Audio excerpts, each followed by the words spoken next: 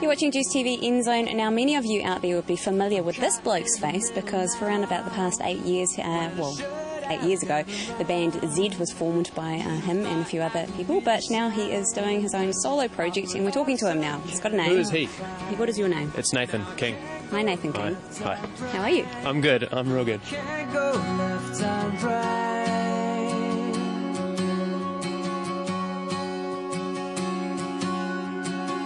Right, so we're here today to talk to you about your debut solo album, which was released last week. You want to tell us a bit about that? It sounds amazing. Mm-hmm. I'm very proud of it. It's got a bunch of tunes that I'm sure lots of people will love. It's got good old-fashioned rock and roll. It's got some nice little intimate tunes. And it's got a nice shiny packaging. And it's called The Crowd. It's called The Crowd. Why is it called The Crowd? I don't know, there's a few songs on there that are kind of like, I guess one of the themes is kind of like not following the crowd and not being just like a number and kind of like, you know, going against the flow, which I think is important. I guess that is often the progression for many artists when they decide, right, I'm going to go solo. Yeah, maybe, yeah. And also there was a song called The Crowd on the album, but it got the chop. Oh. In the end I thought it just didn't quite fit, so... Cutting room floor. Yeah, but I keep the title just because I liked it, so... Cool. Yeah. So you've been pretty much working on this for a few years now.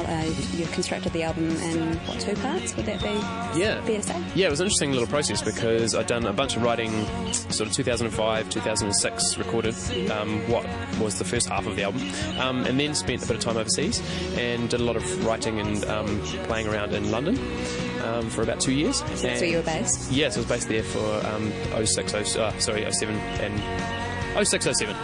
Got back in 08 and recorded the second half. So, finished off and here it is. And it didn't feel disjointed doing it that way? No, it was really good actually just to get a step back from what I'd done and be able to kind of critique it myself and figure out which direction I wanted it to head and kind of trim it down, get rid of the fat, the flab, you know?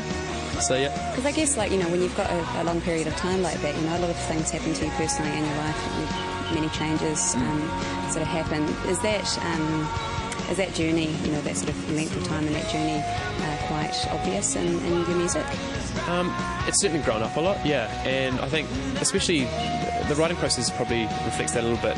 In London especially, it was like there's a heap of challenges as a musician living there. It's not an easy place, and it's not a music-friendly place in terms of the competition that's there, the huge number of acts and bands and performers all doing their thing, and but in saying that, you need to sharpen your skills to kind of get heard there, and that's got to be a good thing for any act or musician wanting to do their thing. Yeah. So yeah.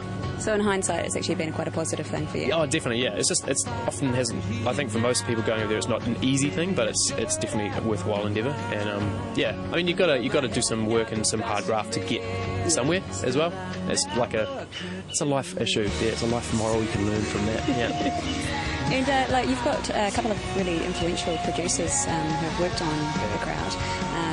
Credentials such as like Emmylou Harris and Beth Orton, Manic Street Preachers, like all really, really big names. Yeah. Like, how did you guys all sort of come together in meeting and getting this together? Yeah, so part of the whole kind of 2-part process, Brady Blade was the initial producer for the first kind of batch, and he's a great kind of rhythm guy, played drums on the album and brought like a lot of kind of soul and kind of groove to a lot of the songs, which was cool. And then to kind of balance that, Greg Haver was the second producer on the second half of the album, and his ability to just like draw out the essence of a song, I think, is probably his greatest strength. And he's just so great at nailing a tune so that it just sounds immediately really great to your ears, you know, and bringing out the strong points of the song. And so the first single, Never Too Late, was his production work, and I'm really, really happy with it. It's just straight down the line, no messing about, and it sounds good, so it's cool.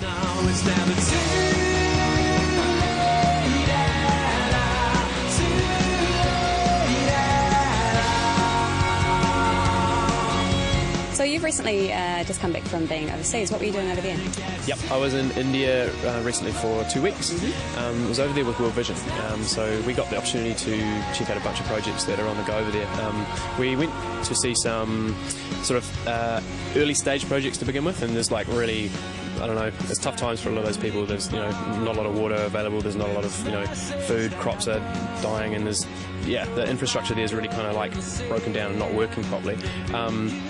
And then from there, we kind of went to see some projects that have been on the go for quite a while, and because of that, we got to see kind of like the before and after, which was amazing. So one of the villages called Darhood, or near a place called Darhood, World Vision have been working there for about 15 years, and they've got amazing well systems, like irrigation's all sorted, they've got like cattle grazing, it's just lush and green. It just even felt cooler, like it was just this amazing place, and the village people there were just so full of energy and life and so happy, and I just thought, man, you kind of, I don't know, you can kind of sometimes think, oh, we're kind of giving money to World Vision or giving money to these charities, and is it just going into a big black hole? But the answer is no way. It's just incredible. So, and also a big thing that struck me about that trip was that the money that goes to those places gets used so well. Like it kind of goes a lot further than you'd expect. A lot of help gets brought in on a what's the word? When you just volunteer. Yep. So they'll have staff members there, but they also from there will rally up lots of people to help support. And it's like, in terms of like an economical, I'm a value for money guy, and I'm like, if you're getting value for money, I'm happy. So over there, I was like, tick that box. It was awesome. Absolute value for money. Yeah, value for money. Good. It's like McDonald's. No. No, it's not like McDonald's. No. I thought I could hear you now. Maybe I should have hung around, but my head got the best of me. Still, I never could believe. So I was watching the video the other day for your song Never Too Late, and there's 3 of you in that video in a car. If there was a 4th person sitting in the back seat, what do you think would be going through their head right at that moment? That's how egocentric I am. It's like, I was like, I don't want 3. 3 of me, yeah. Like as another person, if it wasn't me. Yeah. Apart from the fact they'd be thinking I was really egocentric. The guy in the back seat definitely looked a bit ADD in the vid, so possibly he'd be sitting next to him and he'd be freaking out, going, is this guy going to like hurt me or is he stable? But the guys in the front look pretty kosher, so that's all good. It'll be sweet that these guys have a wee look at what we're actually talking about, because they're probably quite confused now. Yeah, alright, cool. The album The Crowd is out now, it's in stores. Go out and buy it, support this bloke. Definitely. I think it's important that Kiwis buy Kiwi music, because if it's good, because steal the rest. No. Yeah. If you have to. I think that's cool, because it just keeps the industry going, and it kind of, it's a good thing. It's cool. It's good for you. Yeah, it's good for everyone, I think, and me. Nathan King, it's been a pleasure. Thank you so much. We're going to check out the first single from the album The Crowd. This is Never Too Late.